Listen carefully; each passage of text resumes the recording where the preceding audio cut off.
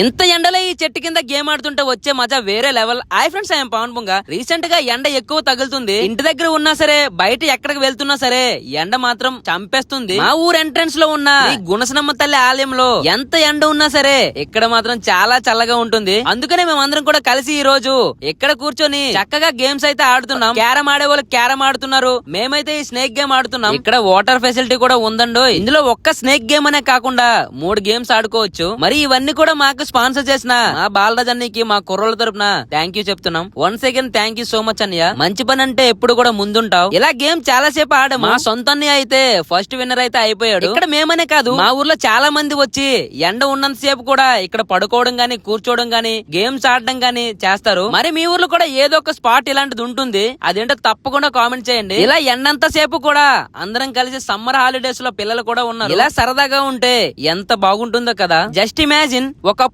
Phones లేని టైంలో మనం ఈ గేమ్స్ ఆడి టైం ని ముందుకు జరిపేవాళ్ళం. మరి ఇప్పుడు మాత్రం ఏం చేస్తున్నాం? 24 అవర్స్ కూడా ఫోన్ లేకుండా ఉండలేకపోతున్నాం. సరే, ఇంకా మరి ఈ వీడియో ఎలా ఉందో తప్పకుండా లైక్ చేసి మన అకౌంట్ ని ఫాలో అవ్వండి. మంచి వీడియోస్ అయితే వస్తాయి. మళ్ళీ కలుద్దాం ఇంకా మంచి వీడియోతో.